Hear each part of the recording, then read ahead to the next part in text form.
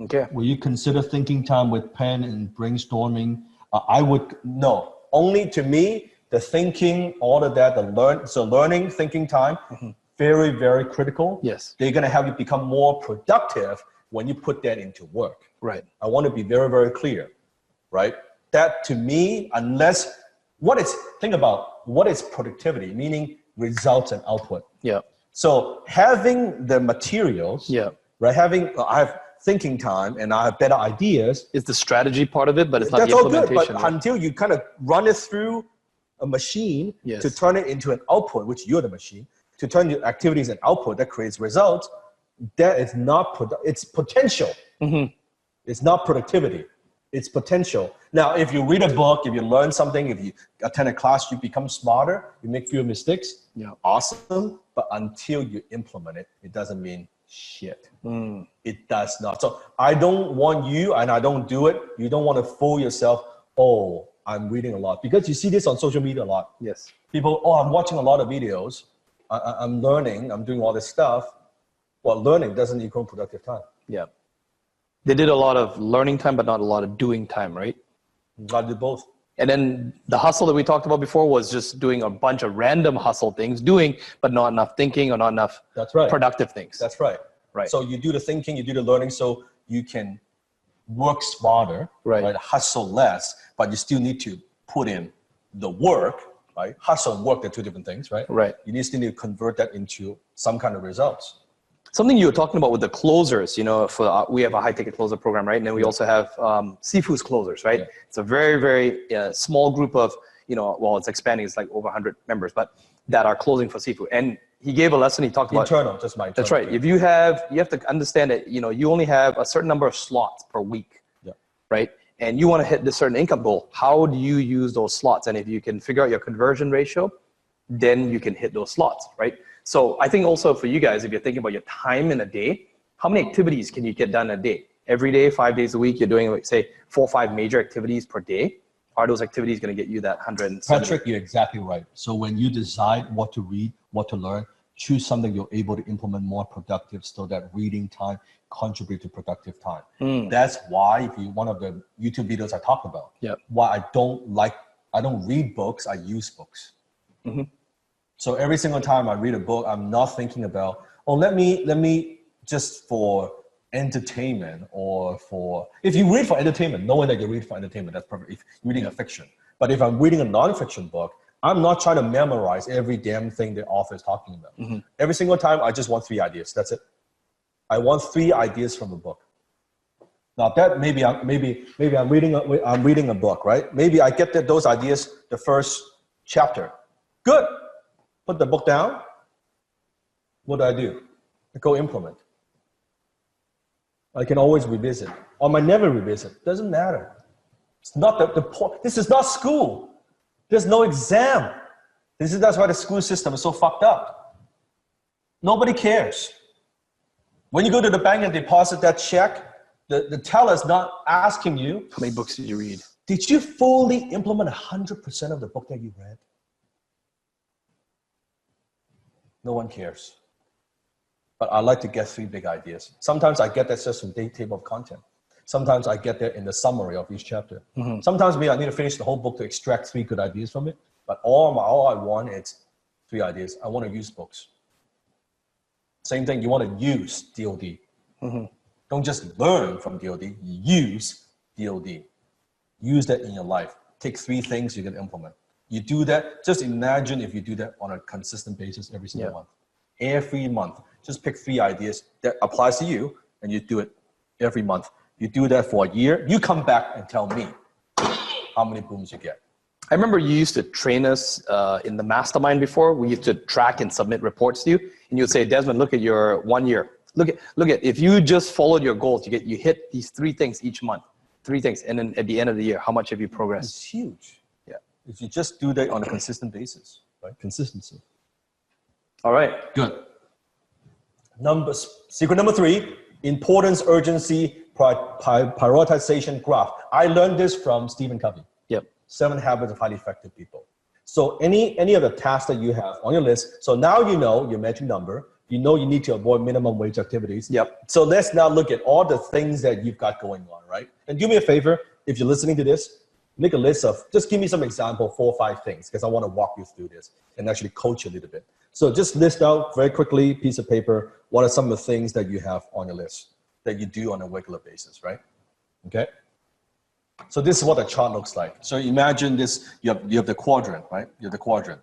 So we divide the task into either the important, urgent. Yep. So just important and urgent, that's it, right? So you have tasks that are urgent and important, which we put that as like level 1. Yep. Right? Those are the most important things. Guess what? Those things you kind of gotta take care of, right? Yes. In this case, important goals, deadlines, projects, and different things that you're working on. Things that makes a difference, right? Major things. So that's level 1 kind of issues. Task, level 1 task. Work on those. And then you have the tasks that are urgent but not important. Okay, they're kind of like urgent. You got to get it done, but they actually, they don't contribute a lot to your long-term goals, right? It could be reports, it could be low-priority email, or spending a lot of time, wasting time on social media, right? Like checking your friends' walls and stuff like that. I mean, they're not that important. It feels urgent, they're actually not even urgent at all. Not urgent at all. No. And then you have so those would be the things that level 3 kind of a problem, right? Level 3 kind of a task. Level 2, not urgent but important.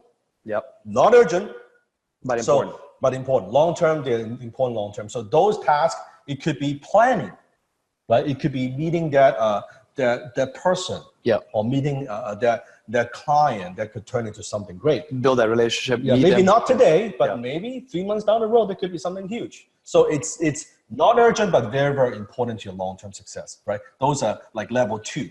So urgent, important, level 1, not urgent, important, level 2. Yep. So you should spend a lot of time, most of the time, at the top of the quadrant. Okay. And last one, not urgent, not important. They're not urgent, they're not important. Then my question to you is, why the fuck even do them at all? Right? Why do you even do them at all? Now, we all have some tasks in our lives where they're not urgent, they're not important. And that's okay. But just knowing that, it could be, you go watch a movie. It's not urgent, it's not important, but it's fun, it's entertainment. Yeah, that's perfectly fine. Like, just know that you're aware that that's what you're doing. And I guess if, if the bulk of your activities are in that area, that's why you're broke, right? So ask yourself right now, all the activities, the few activities you're doing on a regular basis, are they urgent, important? Are they not urgent, important? Are you doing a lot of stuff that's like urgent, not important, and not urgent, not important? Tell me.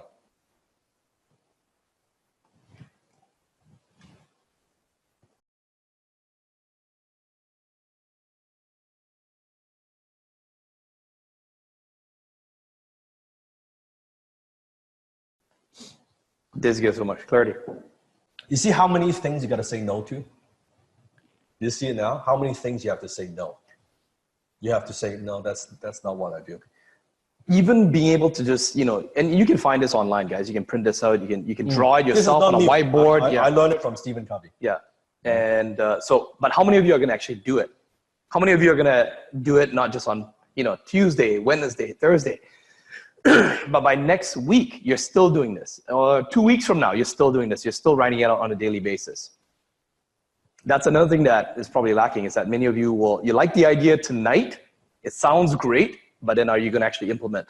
I'm going to challenge you. I'm going to challenge those out there to get it done. Yeah. So to think about all the tasks that you do, if you know you are doing a lot of level 3 and level 4, then that's killing your productivity. But if you operate most of the time level 1 and level 2, then you're good. Like, that's kind of your baseline, right? That's your baseline. So we should spend a majority of your time top of the quadrant, not bottom of the quadrant. So anything that you do now, to me, I do it kind of by just second nature. Yes. So anything I need to do, automatically I put it into quadrant, right? Yeah. I would put them in the quadrant. And sometimes a lot of these things where I would say, okay, that's urgent, but that's not important, right? Then, okay, I need to maybe delegate to the team, right? Or if it's not urgent, not important, I ask the first question is, should I even just eliminate this? That's my first line of defense. Why are we even doing this at all? So I eliminate it, right? And you need to train yourself to do that. Because sometimes it's tough to It's not easy to do hang this on to naturally, it, yeah. right? Yeah. And something I think I train Des quite a bit. Yes. Because his personality, he's more optimistic. Yes. And like to make it work. Yeah. Like to say yes. Like to not I shouldn't say burn bridges. It's you don't want to upset people. Yeah. Right. Because it's very kind heart doesn't want to say no to people. And that's the thing I am always reminding him. Sometimes you just gotta say no. Yeah. And sometimes, you know what, we're not gonna do it. Yeah. Right. And sometimes we kind of push him outside the comfort zone a bit and say, no, we're not gonna do that. And Big Dan also coached me as well, said, protect your time. Yeah. So then I have to look at this before I sometimes even just to ask the question to Sifu, waste his time when I could have figured it out. Decisions. Yeah. Sometimes he might know that I'm probably gonna say no, but it's like, oh, maybe I should still ask. It happens too. It happens too. So that's an ongoing, thing we work on, right? Okay, like Sifu YouTube found your video on YouTube, Sarge, reading, LinkedIn, Discord, honing skills, helping other HTC students. This takes up most of my daily time, but on my days I've been slack. Very good. Yeah. Very good. Then you'll step it up. Very, very good. Good. Making or using some kind of list. I'm a very big fan of list. Now, different people like to do it different way. I'm going to share with you my way. Okay, just my way of doing it. I do not like to do it on here. I don't like to make lists on my phone. I am very old school. I'm a paper, notepad, journal kind of guy. That's what has worked for me over the years. The phone making to-do lists, it does not work for me. Don't know why, it just doesn't work for me. I like to feel the ink. Yeah, I need to write it. And what's very powerful is I have a journal that I use all the time. When I write things out, when I cross it out, there's that satisfaction, fulfillment. And what's very, very good is you can get this a simple journal from any office, Staples, whatever place, right? Very simple thing. It's very, very interesting if you actually write down, let's say this is for this quarter or this year, whatever. Yeah. You accumulate a bunch of these journals. Yeah. And you can look back after a few years, like the problems you were solving before versus the problem you're solving now. Yeah. You can see the progress. Like the things, one thing that inspired me, that's a book by Richard Branson. Yes. By Richard Branson. I believe it's called, it's a blue cover. I'm trying to remind, if you can help me out, search on Amazon. Yeah. I think it's like a business strip naked or something like that. Let me find out for you because I want to give you the exact title. Yeah, it's from Richard Branson. Okay. Right, founder of Virgins. You can help me out. Yeah, you can go to Amazon. It's the books by Richard, maybe books by. Oh yeah, this book. Yeah, this book. This one here, right? This one. What's the name? Business Strip Bear. Business Strip Bear. Right. You want to get a copy of that book? It's one of his best books. But what's very inspiring is you will see before the first page of the book. Like when you open the cover, you will see his to-do list. Right. It's fascinating. Okay. You open it up. It's actually a very like doodle kind of, but you can see the drawing, right? Yes. You can see the drawing his to-do list. When I read that, it inspires the hell out of me. You know what he has on his thing? No.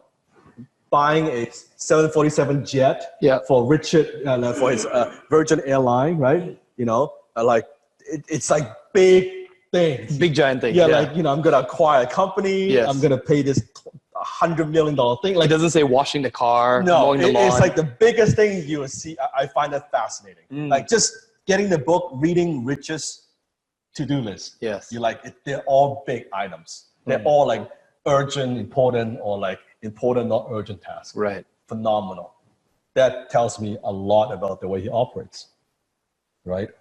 That's whiteboard. Yeah, whiteboard as well is another great way. That's a great way to do it. I mean, whiteboard. I use whiteboard for short term. I still like the paper. Yes. Because whiteboard, once you finish it, you erase it. I like to keep a record because I like to see my own progress. Yeah. So good old paper and pen doesn't cost a lot of money. Yeah. This is not having fancy. I know a lot of people that use like very fancy app or software. I keep it very simple. I still keep it very simple. Right? I don't even use the Excel. I like paper. That's what I do. Okay.